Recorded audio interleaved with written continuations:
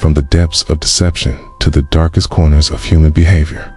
Some crimes don't just make headlines, they become part of history. Tonight, we're going deep into 8 of the most chilling, baffling, and unforgettable true crime cases. This is more than just a retelling. It's a journey into the psychology, the aftermath, and the ripple effects that changed lives, laws, and culture.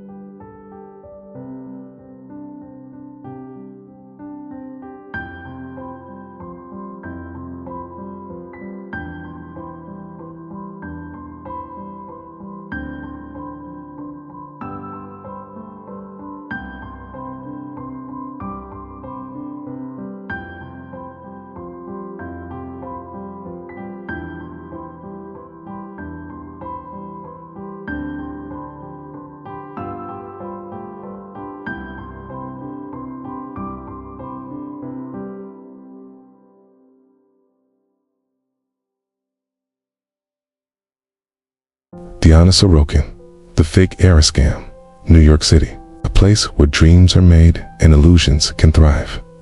In 2016, among the lavish hotel suites and elite social circles, a young woman named Anna Delvey emerged as a mysterious German heiress with a staggering $60 million trust fund, or so everyone thought.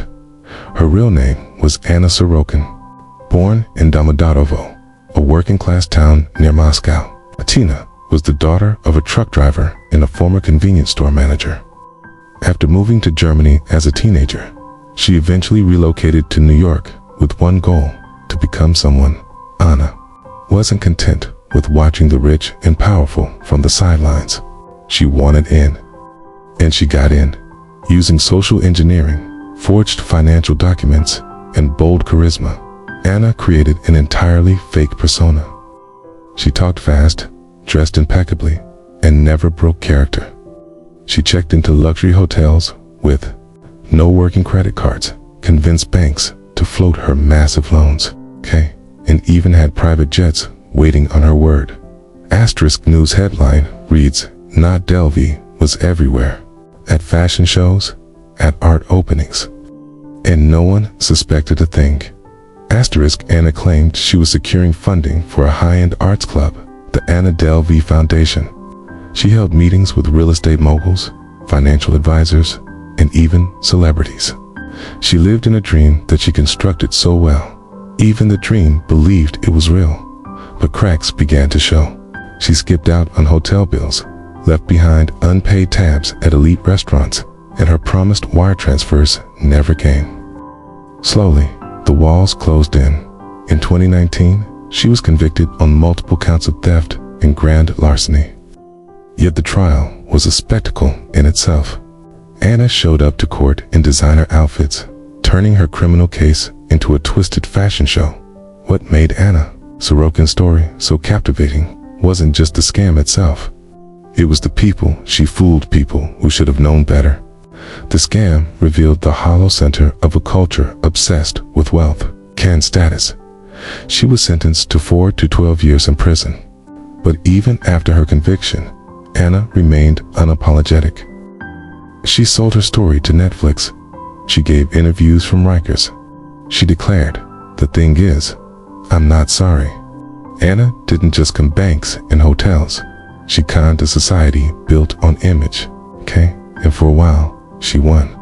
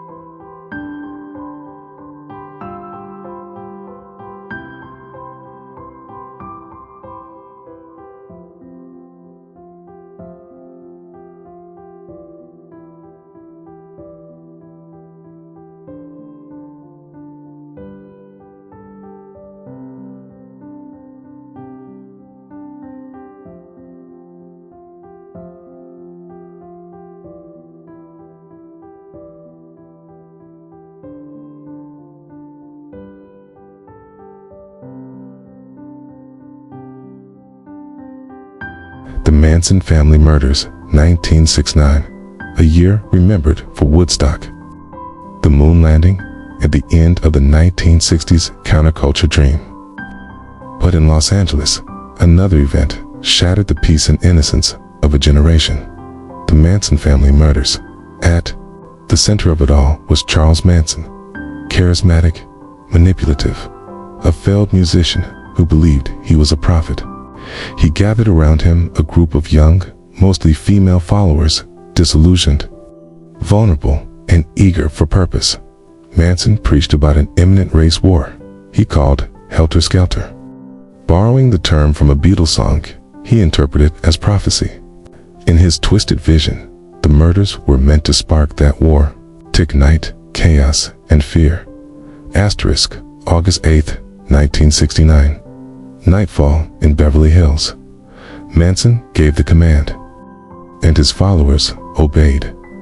They entered the home of director Roman Polanski, where his wife, actress Sharon Tate, was 8 months pregnant. Tate and 4 others were brutally murdered in a frenzy of violence. The next night, Manson directed more murders. Lino and Rosemary LaBianca killed in similar fashion. The brutality was ritualistic. Words written in blood, dozens of stab wounds. The sheer savagery was incomprehensible, and the randomness is terrifying. When the killers were caught, the world was stunned. These weren't hardened criminals. They were young women who once lived ordinary lives. Asterisk, in the courtroom, Charles Manson said, "I am the devil, and the devil always has beautiful women." Asterisk, the trial was a spectacle. Manson carved an X into his forehead, claiming he had removed himself from society. His followers, brainwashed and loyal, mirrored his actions. Chanting in the courtroom, Manson was eventually convicted of first-degree murder and conspiracy to commit murder. But he never directly killed anyone. He didn't have to. Asterisk, the Manson family murders weren't just crimes. They were a cultural rupture. They ended the flower child illusion of the 60s, and showed how charisma can become a weapon when wielded by someone with no moral compass. Charles Manson died in 2017, but the horror he unleashed still echoes today in books, films, and our collective memory of how easily the human mind can be hijacked.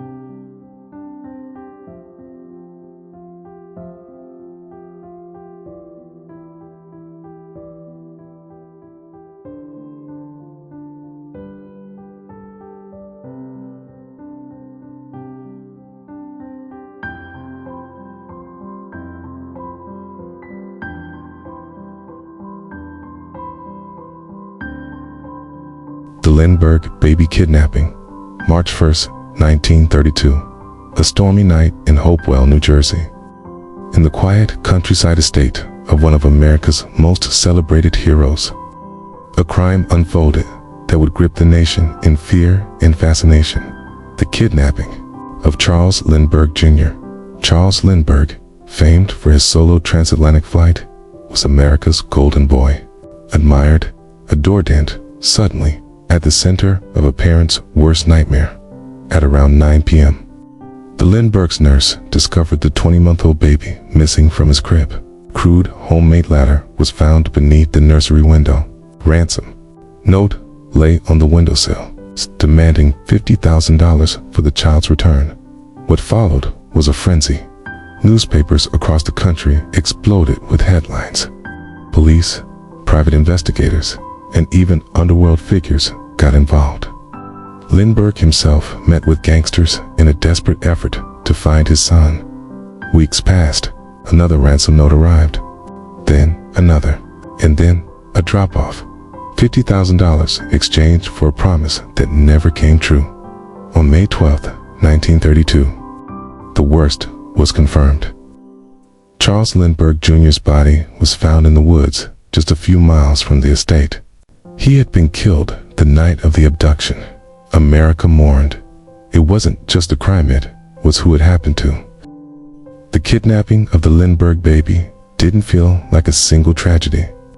It felt like an attack on the innocence of an entire nation. 2 years later, a break came. A marked bill from the ransom money turned up at a gas station.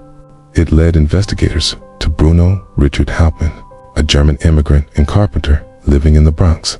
Evidence was damning. Ransom bills found in his garage, but from the latter matched to his attic. Handwriting analysis linking him to the notes. The trial of the century began in 1935.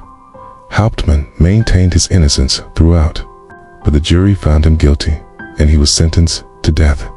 You can hear the 1930s radio broadcasts saying the nation watches as justice is done in the Lindbergh case.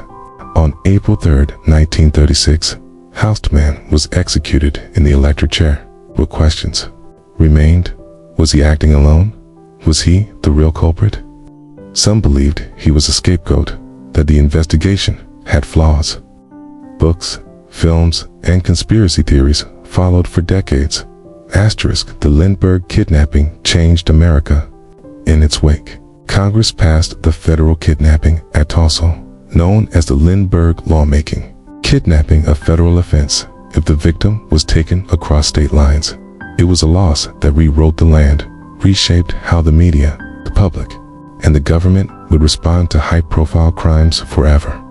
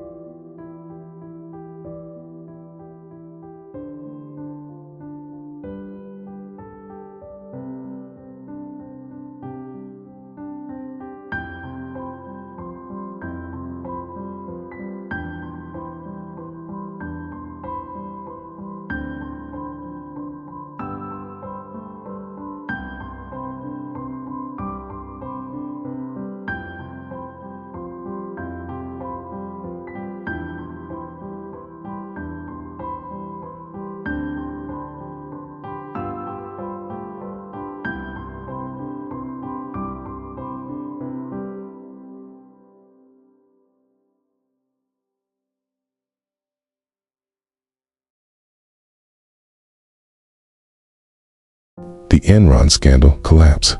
It was the ultimate American success story, till it WASN, single quotes, Enron, the seventh largest company in the U.S., was a name synonymous with innovation, energy, and limitless growth. Behind the polished corporate facade, however, was one of the most elaborate and devastating frauds in business history.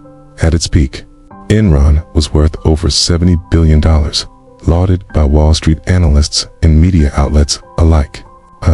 But behind the numbers were a series of accounting tricks, shell companies, and deceit so layered it would eventually bring down not only the company, but trust in the entire corporate financial system. Business News announced shares of Enron are plummeting today. Founded in 1985, Enron started as a regional energy supplier, but under the leadership of CEO Jeffrey Skilling and Chairman Kenneth Lay, the company rebranded itself as a high-tech trading giant. They sold not just energy, but ideas, futures, broadband. Speculation became their currency. To outsiders, Enron was an empire of innovation. But insiders knew it was a house of cards.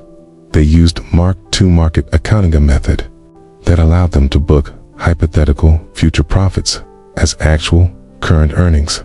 Enron would sign a long-term deal, estimate future earnings, and count them immediately. If the deal failed, no problem. Losses were hidden in off-the-books entities, companies with names like Chuco and Raptor. By 2001, the lies caught up. Whistleblowers began to speak out. Financial journalists started asking questions, and then Wall Street panicked. In just a few weeks, Enron's stock price collapsed from over $90 a share to under $1. Employees lost their savings. Thousands lost their jobs. Investors lost billions. The fallout didn't stop with Enron. Arthur Andersen, one of the 5 largest audit firms in the world, and Enron's accounting partner, was found guilty of obstruction of justice for shredding documents related to the scandal. Company was dissolved. Congress responded with the Sarbanes-Oxley Act of 2002, enforcing stricter corporate governance and harsher penalties for fraud. Skilling and Lay were indicted. Skilling received 24 years in prison. Lay died before sentencing. The Enron collapse wasn't just a story of greed. It was a story about trust, a fragile relationship between corporations and the public, between Wall Street and Main Street. And when that trust breaks, the consequences can bring down giants.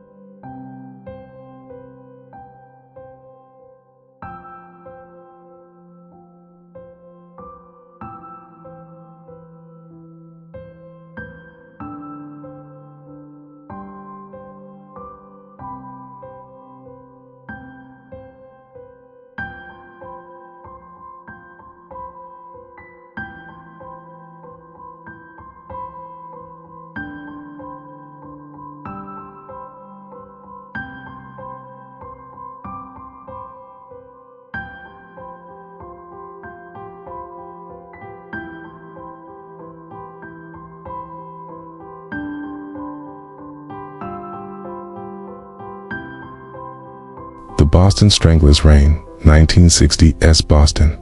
A city gripped by fear as a string of brutal murders claimed the lives of 13 women, many of whom were strangled in their own apartments. The media dubbed the killer the Boston Strangler. The victims were different ages and backgrounds, but all were women. Most had no signs of forced entry, suggesting the killer talked his way in posing as a handyman, a detective, or simply a friendly stranger. Panic spread. Women double-locked their doors. The city's sense of safety evaporated. In 1964, Albert DeSalvo confessed to the murders. Taze, a blue-collar worker with a troubled past, DeSalvo shocked the public with his detailed recollections. But here's the twist. He was never convicted of the murders. Instead, he was imprisoned for unrelated sexual assaults. Many investigators remained skeptical. Some thought his confessions were coached or fabricated. The lack of physical evidence and inconsistencies in his statements fueled decades of doubt. But in 2013, DNA evidence finally linked DeSalvo to the 1964 murder of Mary Sullivan, the last known victim. It seemed to confirm what many had believed. DeSalvo was the Boston Strangler. Still, questions remained. Was he the sole killer, or a convenient scapegoat for a city desperate for closure? The case remains a haunting reminder that truth can be elusive even when someone confesses.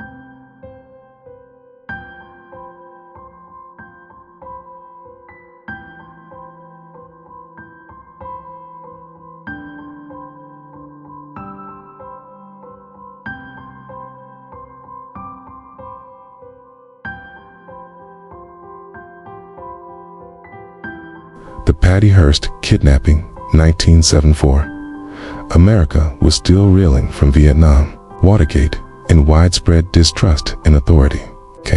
Into this volatile climate exploded a case that blurred the lines between victim and criminal. The kidnapping of Patty Hearst. Patricia Hearst, 19 years old, is a granddaughter of publishing magnate William Randolph Hearst, a symbol of wealth and legacy. But on February 4th, 1974, her name took on new meaning.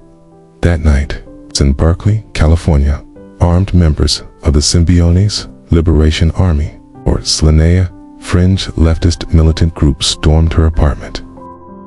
They beat her, fiancé, and dragged her into a waiting car. 1970s news anchor Ken Heard announcing tonight, the heiress to the Hearst fortune has vanished. For weeks, America watched in horror. Then, something even more shocking happened. On April 3rd, the SLA released a surveillance photo of Patino, calling herself Tanya, armed with an assault rifle, participating in a bank robbery. Was it brainwashing or a radical transformation? Hearst later claimed she had been kept in a closet, blindfolded, and sexually assaulted. She said she joined the SLA out of fear for her life. But too many, her recorded messages denouncing capitalism and supporting revolution didn't sound coerced. The FBI launched a massive manhunt. In September 1975, Patty Hearst was finally arrested. Her trial became a national spectacle. The defense argued she suffered from Stockholm syndrome psychological trauma that led her to identify with her captors. The prosecution painted her as a willing participant in a violent underground movement. In 1976, Hearst was convicted of bank robbery and sentenced to 7 years in prison. Public opinion was split. Was she a victim or a traitor? President Jimmy Carter commuted her sentence after 2 years. Later, she was fully pardoned by President Bill Clinton. Patty Hearst's story challenged America's ideas of identity, control, and culpability. Kay blurred the boundaries of right and wrong in a way few cases ever have to this day. Her case is studied not just in criminal justice, but in psychology, media studies, and political history.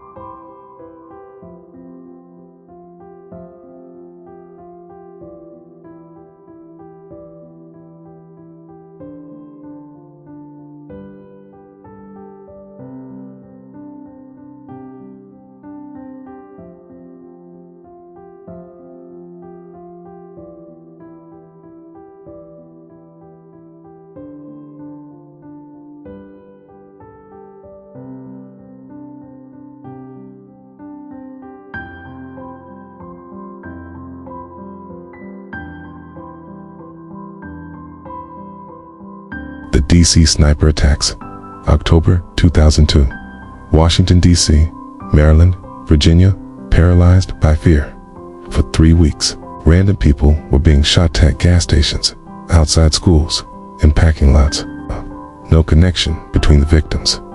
No warning. It's one moment of calm. Then a single bullet. The media called it the work of the D.C. sniper. The attacks were terrifyingly methodical. Victims were shot from a distance, often with a single bullet to the head or torso. The killer left taunting notes, demanding ransom. To stop the killings, people avoided open spaces. Parents kept kids home from school. Gas stations hung tarps to shield customers. A region ground to a halt under the weight of invisible terror. The breakthrough came not from high-tech profiling, but from a tip and a blue 1990 Chevy Caprice. Inside the trunk, modified for concealment, were two suspects, 41-year-old John Allen Muhammad and 17-year-old Lee Boyd Malvo. Their motive: a warped plan to extort the government and later create a training ground for child soldiers.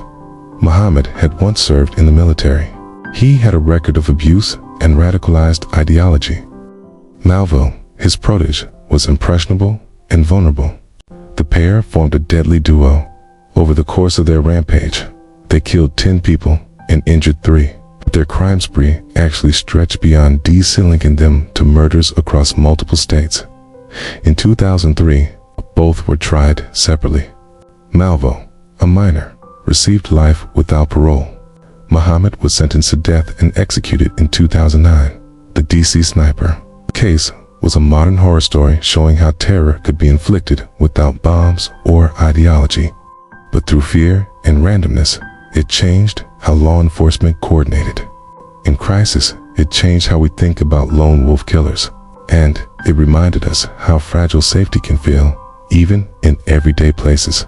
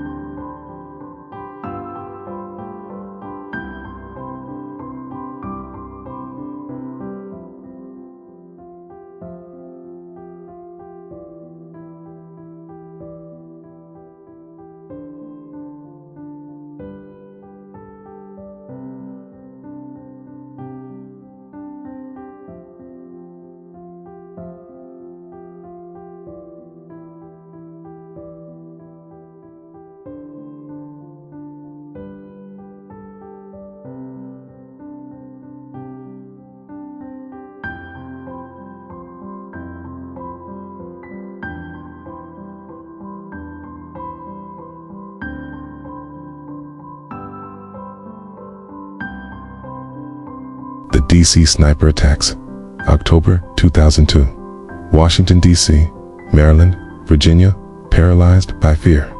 For 3 weeks, random people were being shot at gas stations, outside schools, in parking lots. No connection between the victims. No warning. It's one moment of calm. Then a single bullet. The media called it the work of the DC Sniper. The attacks were terrifyingly methodical. Victims were shot from a distance, often with a single bullet to the head or torso. The killer left taunting notes, demanding ransom. To stop the killings, people avoided open spaces. Parents kept kids home from school. Gas stations hung tarps to shield customers. A region ground to a halt under the weight of invisible terror. The breakthrough came not from high-tech profiling, but from a tip in a blue 1990 Chevy Caprice. Inside the trunk, modified for concealment, were two suspects, 41-year-old John Allen Muhammad and 17-year-old Lee Boyd Malvo. Their motive: a warped plan to extort the government and later create a training ground for child soldiers. Muhammad had once served in the military. He had a record of abuse and radicalized ideology.